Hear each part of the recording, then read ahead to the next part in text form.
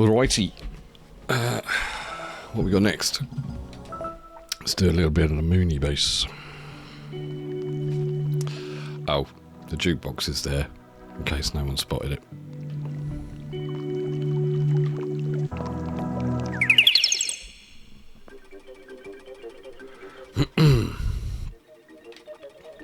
So this was kind of what I always really wanted, was to have the rooms that would have, or the walls that would have hidden the first time through, to have all the little secrets and stuff in. Oh, actually, I should get that one on here. So there are a few clues. That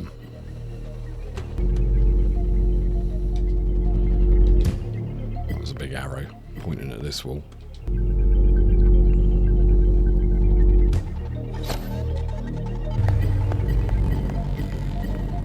I love the Sentinel. Such a cool game. Total one-off as well, really.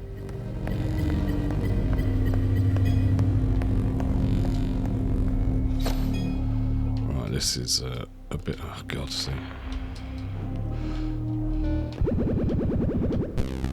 Ugh.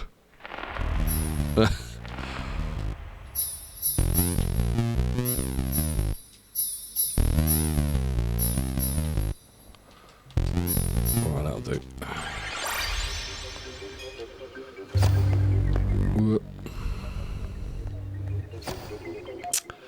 There is a couple of little... well, there's a specific loop that most people will find, but there's also a couple of bolt-ons which people are probably missing. But there's not... Once you're on this kind of main sort of section in Moonbase, there's not a lot that's massively hidden. What we're doing? There we go.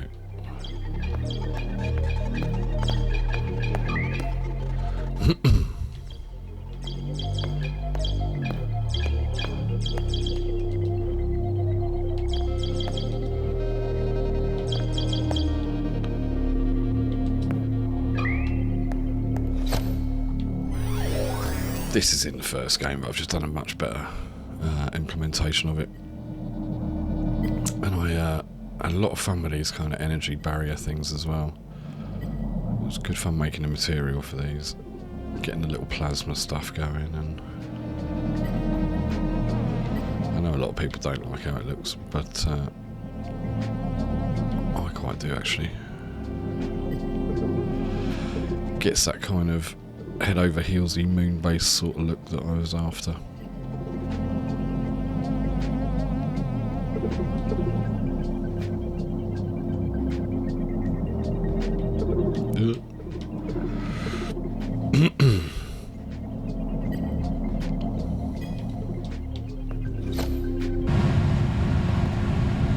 I like a good fan.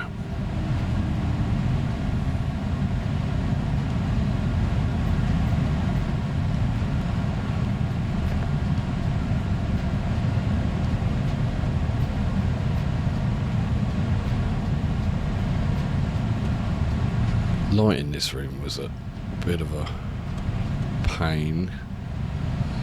It's actually a light that's kind of follows the player and goes up and down, so you'll see the bottom of the room get dark. But I wanted loads of lights dotted around it, but that killed the switch, which was frustrating.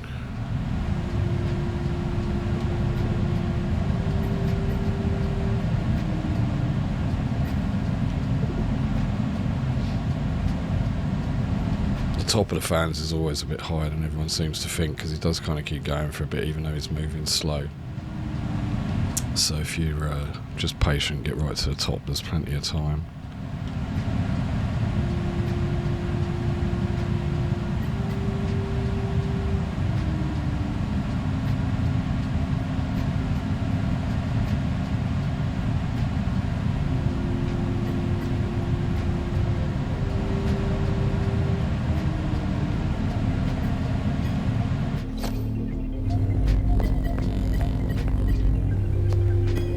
Fear is the mind killer.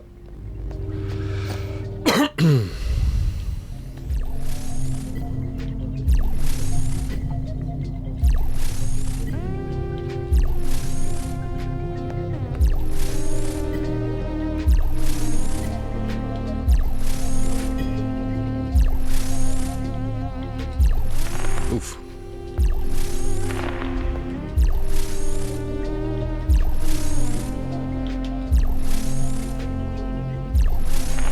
Oh no, what an idiot.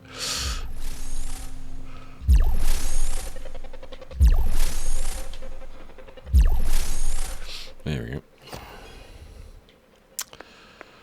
So there's the bolt-ons are down there actually.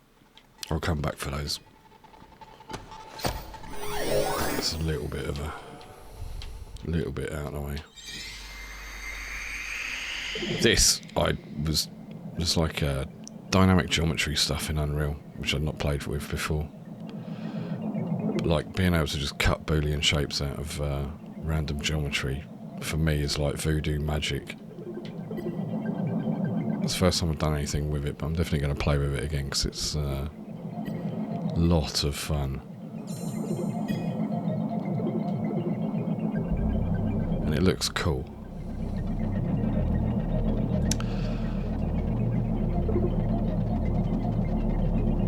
Probably need to be a game dev to appreciate that, but I like it.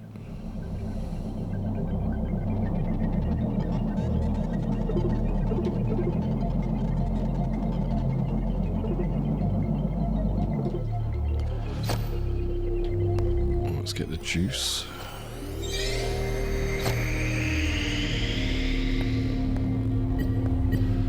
This is just a repeat of what I did at the end of the first game, really, but it was quite a nice effect, so thought I'd do another.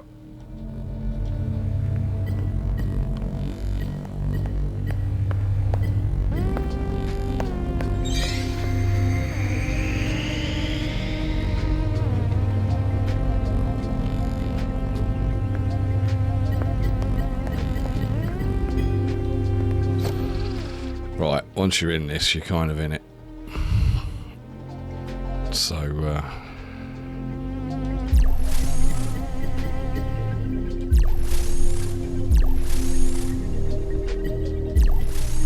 yeah, messed that up.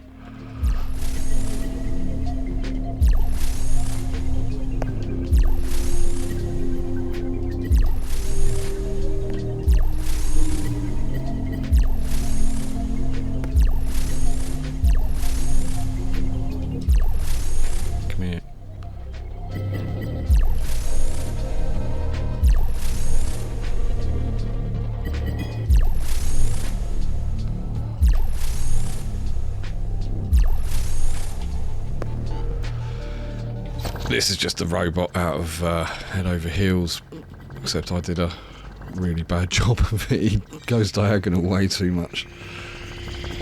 But I must have spent like a total of about an hour on it, so...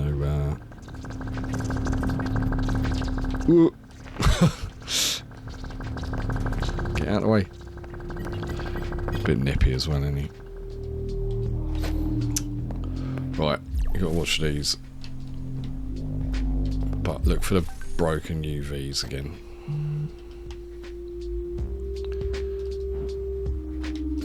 This one's not too bad. There's a fair amount of time on this,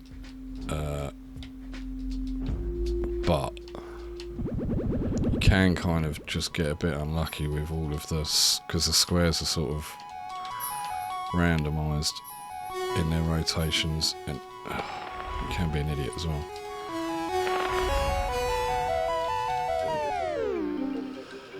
You can end up where they're all on kind of weird pointy angles. Oh, come on, Gareth.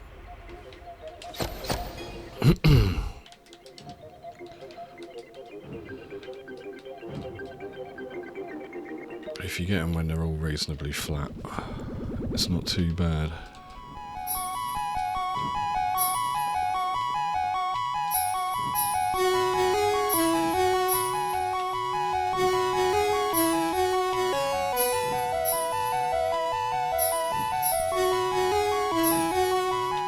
This cluster here that do me. That was alright.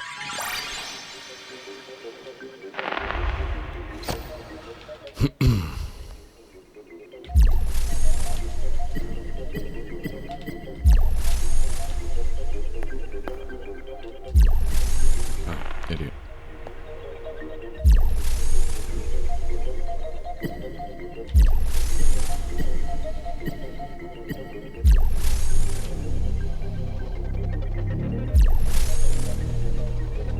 Oh, come on.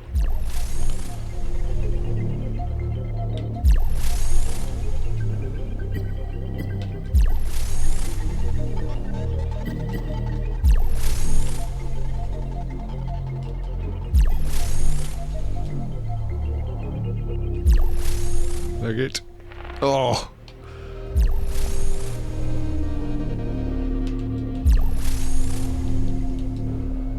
Right, we're out. A little bit of ZX Specky action.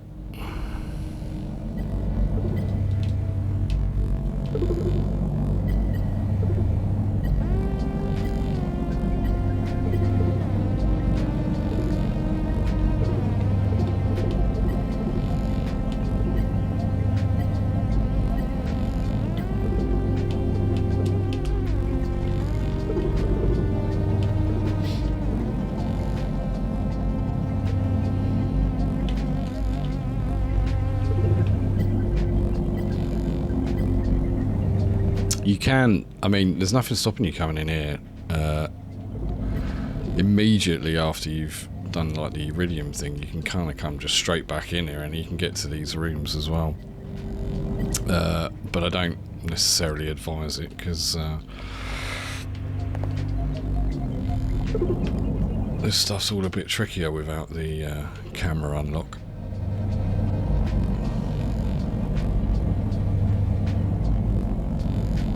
I'm sure someone will do it and it turns out to be a much faster way of rinsing the game. I've never actually worked out what the fastest route is. This is just the sort of habit I've got from playtesting.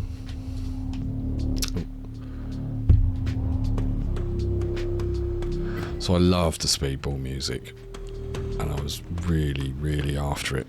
Fortunately, Chris had the rights, so he could license it to me. But I used to listen to this on stereo when I was a kid. It's just one of the best Sid tunes. Totally fits the mood of the game as well. It's a little banger.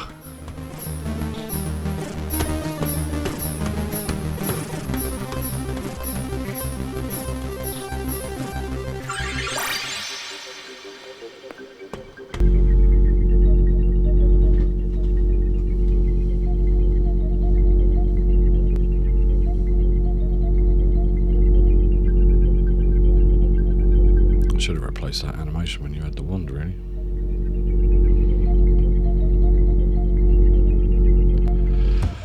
So these two are kind of tacked on because I was basically running out of.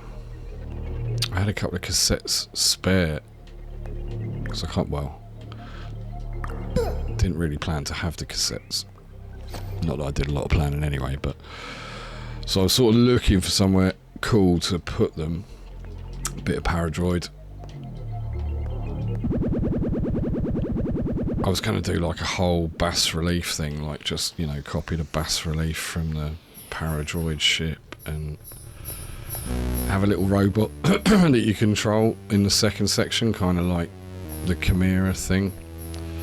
And I never got around to it because I was always doing something else. And it was like the whole reason for the bas relief stuff was, oh, did I mess that up? Was for Andy's games, and I never got in. So this is the closest I got, which is a bit lame, but better than nothing.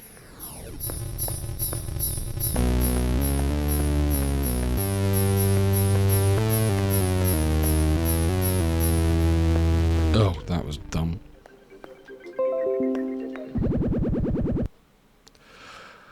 Excuse me, Windows is just deciding I need to sign in to OneDrive. Well done, Windows.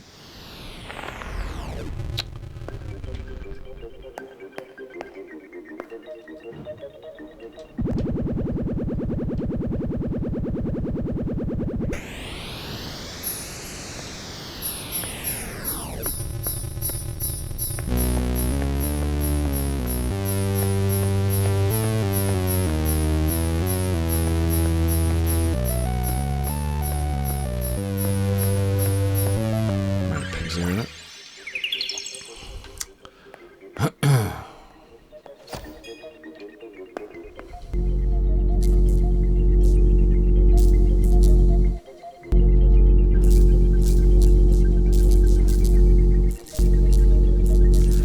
So yeah, these two cassettes aren't really as tight on the loops as I would have liked, really. But these were the sensible kind of places to hide stuff, and they're yeah, pretty hidden.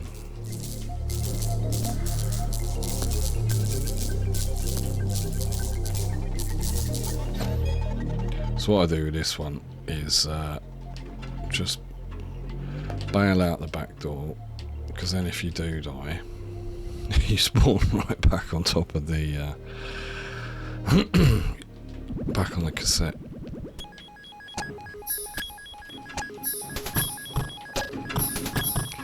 Which can be useful.